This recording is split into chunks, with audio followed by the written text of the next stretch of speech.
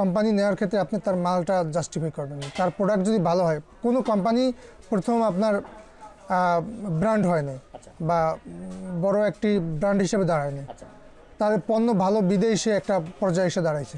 সেই ক্ষেত্রে নূতন যদি কোনো কোম্পানি আসে, তার যদি প্রোডাক্ট ভালো হয়, মানসম্মত হয়, সেক্ষেত্রে আপনি সেই কোম্পানির ডিস্ট্রিবিউটার নিতে পারেন। একসময় সেই কোম্পানিও এরকম বড় বড় কোম্পানির মতো ব্র্যান্ড হয়ে দাঁড়াবে এবং আপনার সহযোগিতার কারণে সেই কোম্পানিও আপনার একটা ব্র্যান্ডে পরিণত হয়েছে।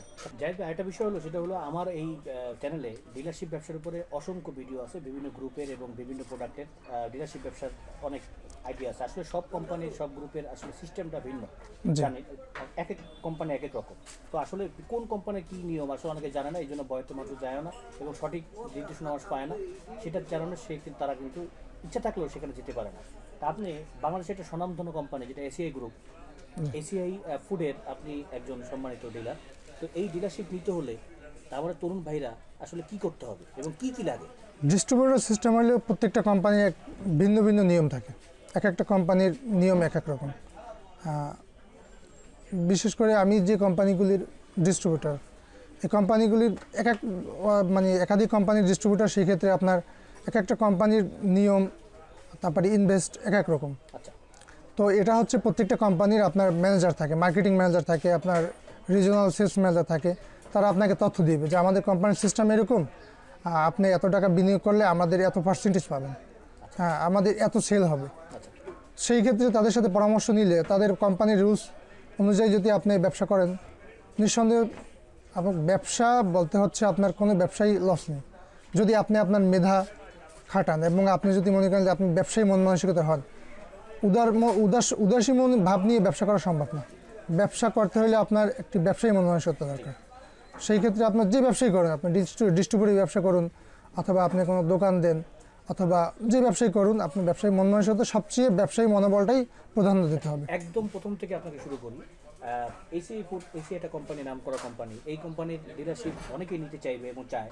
তো আসলে আপনিও তো জানতেন না, তা আপনি আসলে কিভাবে প্রথম থেকে এই কোম্পানি খোঁজ পেলেন বা কার সাথে আমার নতুন বাইরে যোগাযোগ করতে পারে, কত টাকা লাগবে, কিভাবে কি এটা বিস্তারিত বলতে? না, এসিআই কোম্পানির ডিস্ট্রিবিউটরি নেওয়ার জন্য প্রথমে আমার কাছে এসিআই কোম্পানির লোক আসছে। তারা আমাকে জানাইছে যে আমাদের এই প্রোডাক্ট, এই সিস্টেম, মানে কোম্পানির লোক আপনার সাথে যোগাযোগ করছে? হ্যাঁ, কোম্পানির লোক আমার সাথে যোগাযোগ করছে। এখানে একটু কথা আছে, আপনার নিজের দোকান আছে বিধায় কোম্পানির লোক আসছে, কারণ আমার অনেক ভাইয়ের দোকান থাকবে না, তার কিছু নাই, তো সে কিভাবে এটা পেতে পারে? সে আপনার খুঁজবে যে কোন কোম্পানিটা বেটার। সেটা কিভাবে, কার কাছে যোগাযোগ করবে? প্রত্যেকটা কোম্পানির প্রতিনিধি বাজারে থাকে। কিভাবে এটা আমি যোগাযোগ কিভাবে খুঁজে আমার ভাইরা বের করবে? আপনি যদি চান খুঁজবেন, আপনার একটা যে কোনো জিনিস প্রয়োজন হলে আপনি একাধিকবার এক এক জায়গায় খুঁজেন না।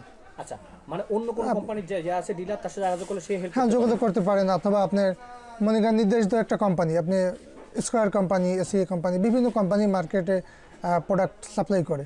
আপনি চাচ্ছেন যে স্কয়ার কোম্পানির ডিস্ট্রিবিউটর নেবেন, এসিআই কোম্পানি নেবেন, তা আপনি খুঁজবেন যে এসিআই কোম্পানির প্রতিনিধিকে, তা থেকে আপনি জানবেন যে ভাই আপনাদের ডিস্ট্রিবিউটর সিস্টেমটা কি। এটা আসলে আপনার হেড অফিসে যোগাযোগ করে কোনো লাভ নেই। না, এটা আপনাদের প্রত্যেকটা আঞ্চলিক প্রতিনিধি থাকে এবং প্রতিনিধির কাছে যোগাযোগ করলেই সে আপনাকে একটা পরামর্শ দেবে। বলেন যে এসিআই কোম্পানি, এসিআই ফুড, এটা আসলে মানে নিয়মটা কি? প্রতি জেলায় একজন, উপজেলায় একজন, নাকি?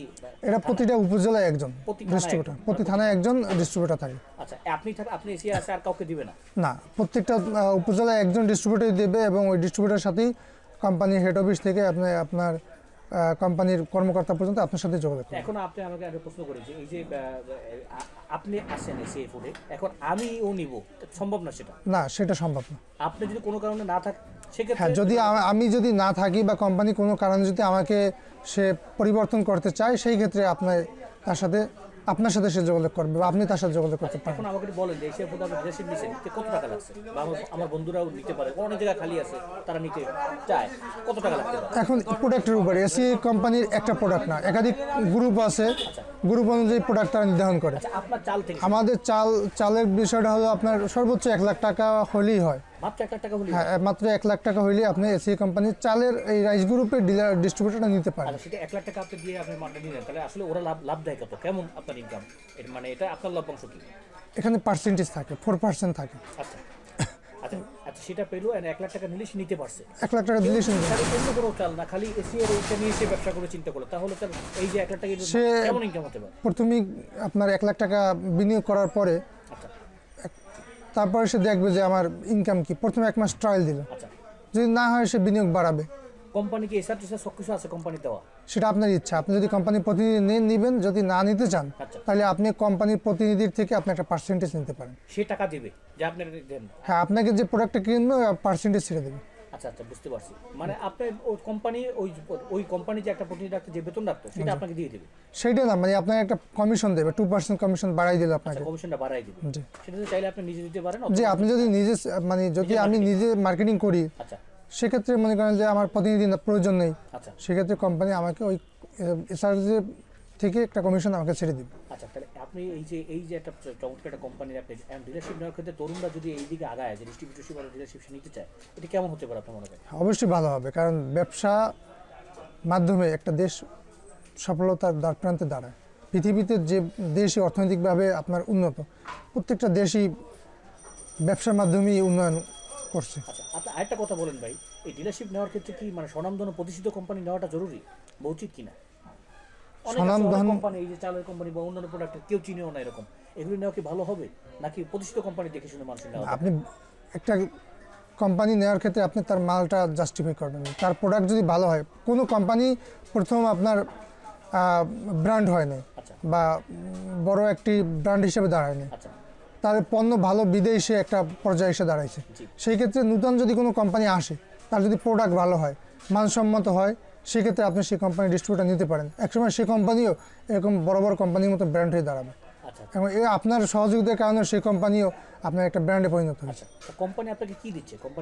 কোম্পানি আপনাকে এসআর বললেন যে সেটা আমার ইচ্ছা। যদি আমি চাই সেলস ম্যানেজার নিয়ে, সেলস অফিসার নিব, যদি না চাই তা আমি কমিশন নিয়ে নেব। মানে আপনার যে ডিলার আপনাকে ডিএসআর লাগে, মানে আপনার যে ডেলিভারি ভ্যান? অবশ্যই ডেলিভারি ম্যান প্রয়োজন হয়।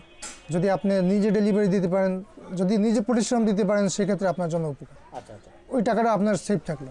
আচ্ছা আচ্ছা, বুঝতে পারছি। তাহলে আপনি বলছেন যে তরুণ প্রজন্মের জন্য অবশ্যই এই ব্যবসাটা অনেক ভালো, অবশ্যই। ডিস্ট্রিবিউটর ডিলারশিপ ব্যবসাটা। জি। আচ্ছা,